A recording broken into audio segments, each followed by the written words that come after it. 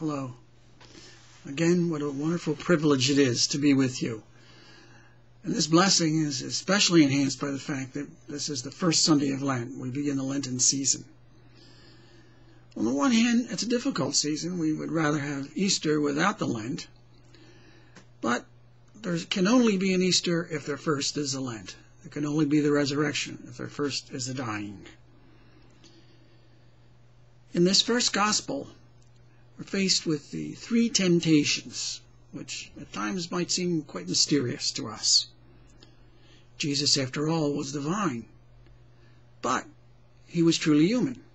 And in his humanness, the devil comes to tempt him. Let me go through each one of the three temptations. The first one, Jesus ate nothing during those days, and when they were over, he was hungry. The devil said to him, "If you are the Son of God, command this stone to become bread."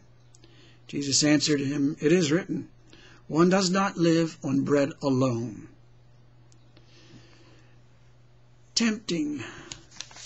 How clever the devil is.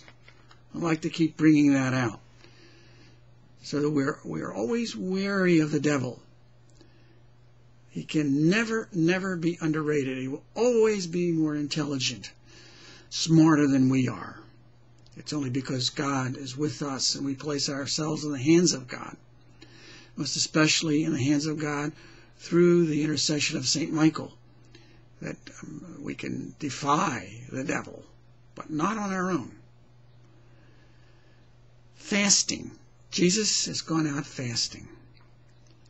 The idea of fasting is to tame the human desire, the power that human desire has over our will.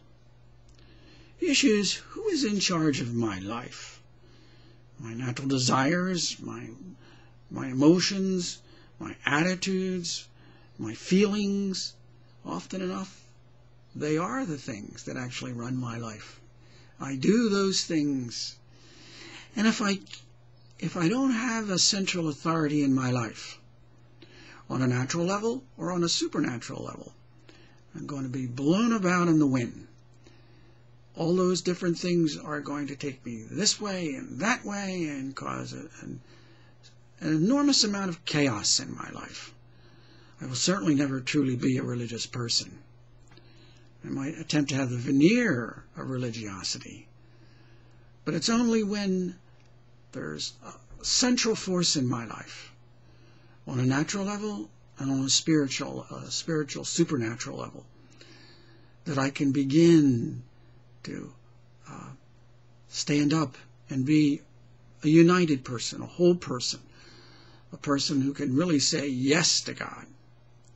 So Jesus himself in his humanness is taking on his natural temptation to go this way and to go that way, saying it's not by the things of this world, not by bread alone, that I live, but by much more than bread alone, by God's strength in my life, by my Father's strength, he's saying. The second temptation, then he took him up, the devil took Jesus up and showed him all the kingdoms of the world in a single instant. The devil said to Jesus, "I shall give to you all this power and glory, for it has been handed over to me, and I may give it to whomever I wish. All this will be yours if you worship me." Jesus said to him in reply, "It is written, you shall worship the Lord your God, and him alone shall you serve." The devil's taking advantage of the fact that Jesus wants to be in charge of his life through fasting.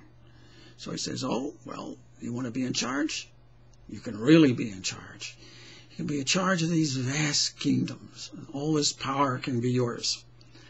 However, with the caveat that in the end, you belong to me, the devil."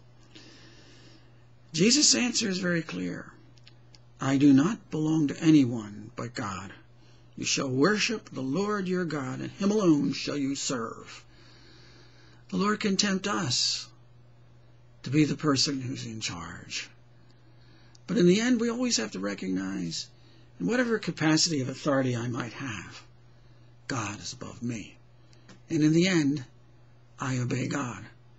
And it's only out of the fact that God has put me in a position of authority that I have authority. It's His way of sharing in this world that I live in some of His authority and exercising it through me. But first of all, its roots, whatever authority I have, its roots are founded in the Lord. The third temptation.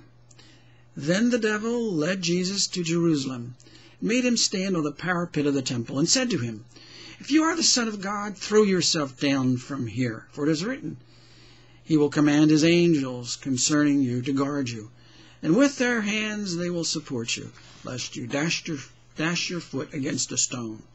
And Jesus said to him in reply, It also says, You shall not put the Lord your God to the test. Tempting God. He's saying, well, after the second temptation, you base your authority in God. Well, why don't you misuse this faith you have in God and turn around and tell God what to do? In your prayer life, give orders to God and not place yourself in the Lord's hands. Any prayer we might petition, direct toward God, we might use as a petition to God. In the end, we must always say, For it is your dear will, Lord, that I put myself under, that I follow. This is the way I see life. This is why I request this or that in my prayer life. But, dear Lord, always help me to submit myself to your will. You are God, and only you can be God. I come to you because I am your servant, and I need your help.